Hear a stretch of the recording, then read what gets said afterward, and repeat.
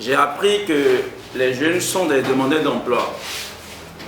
Mais j'ai appris également chez les grandes personnes, des gens qui ont eu déjà l'expérience, que les jeunes ne doivent plus se comporter aujourd'hui comme des demandeurs d'emploi, mais des offreurs de services. Mais pour être offreur de services, il faut avoir de la compétence. Au-delà de tout ça, nous avons un autre réel problème qu'au niveau du Salon Jeunes d'Avenir, nous avons envie de résoudre. Les jeunes ne savent pas ce qu'on appelle formation professionnelle. Il faut que les jeunes le savent.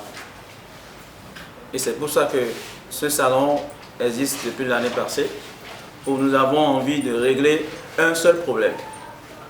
C'est de trouver la solution au problème de l'inadéquation formation-emploi des jeunes. Le salon est né pour ça.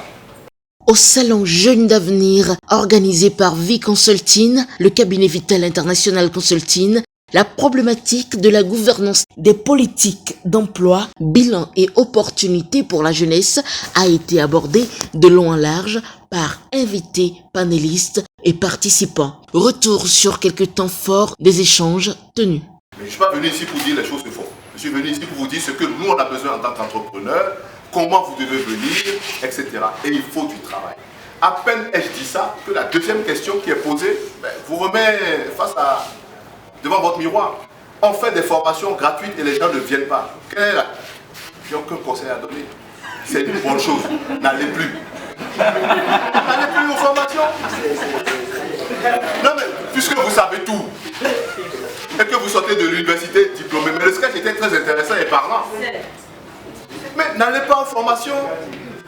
N'allez nulle part, un pays sous-développé. Et vous dites qu'il y a chômage. Mais apprenez-vous à vous-même. À vous-même. C'est pas possible. Un pays sous-développé, vous dites que vous êtes au chômage.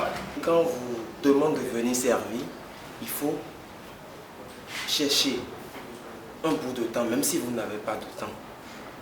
C'est mon docteur qui me l'a appris. Et en 2015, M.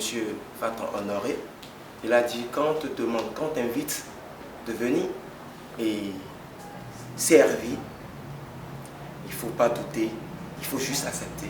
Parce que l'on ne sait pas ce qui cache derrière cette invitation.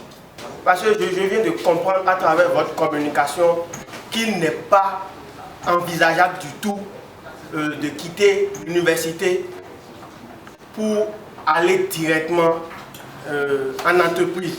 Il faut d'abord passer par une formation.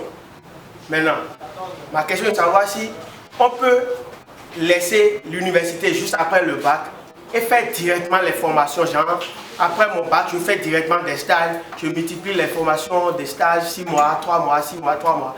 Et plus tard, je cherche à avoir un emploi. Est-ce que c'est possible? Oui, l'université est bien, mais non, c'est inutile pour moi. Maintenant, l'autre question en termes de formation, c'est pas qu'il faut abandonner l'université. Ça s'apprend, tout s'apprend. Et donc, plus vous avez des formations pratiques, du vécu, etc., c'est une bonne chose. Si vous êtes membre d'une association, comme celle-là, par exemple, le cabinet organise un truc. Le cabinet peut dire, bon, je mets en place un comité d'organisation. Vous êtes président de ce comité d'organisation. C'est déjà ça aussi une formation. Parce qu'en tant que président, vous gérez les hommes, c'est des contradictions. Leadership jeune. C'est un concept qui est très galvaudé aujourd'hui.